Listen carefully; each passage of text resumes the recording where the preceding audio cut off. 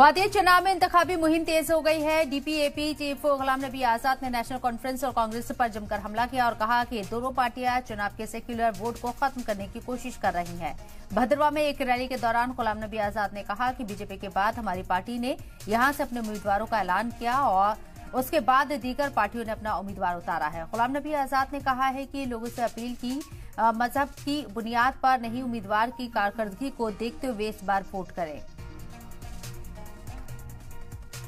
मेरे कश्मीर के भाई, मेरे चिनाब वैली के भाई, मेरे पीर पंजाल के भाई, इसी तरह से मरते रहोगे गलत नारों पर।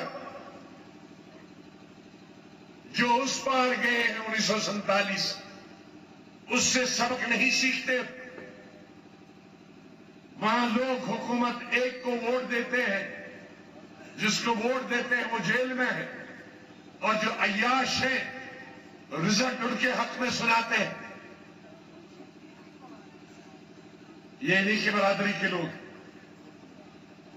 कुछ यहां हैं कुछ वहां, जो जमहूरियत को पलपने नहीं देते। यो किसी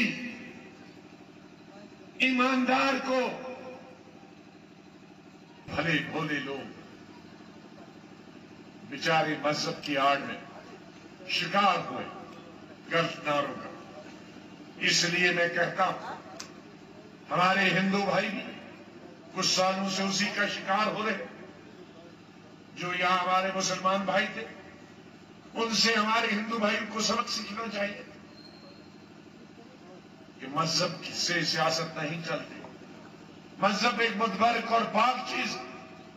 कोई भी धर्म सियासत में इस्तेमाल करने के, सड़कों पर दुकान लगाने के लिए, एमएलए और एमपी और सरकार बनाने के लिए सरकार इस मजहब का इस्तेमाल नहीं किया जा सकता।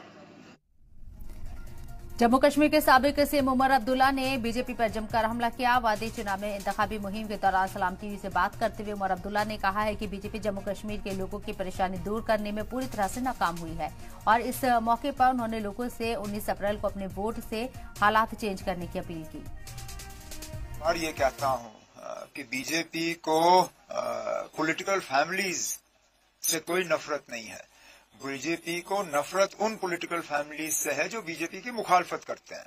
नहीं तो आप मुझे बताइए, अजीत पवार साहब कौन है?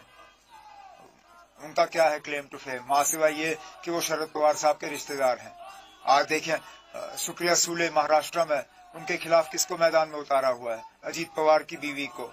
इसी तरह कई सारे ऐसे मिसाल मैं आपको दे सकता हूं। महाराष्ट्र के जो सिटिंग चीफ मिनिस्टर हैं, उनका बेटा मेंबर पार्लियामेंट है, वो दोबारा इलेक्शन लड़ने की कोशिश कर रहे। प्रधानमंत्री ने अपनी तकरीर में कहा, तो हम किस चीज को अब सही माने?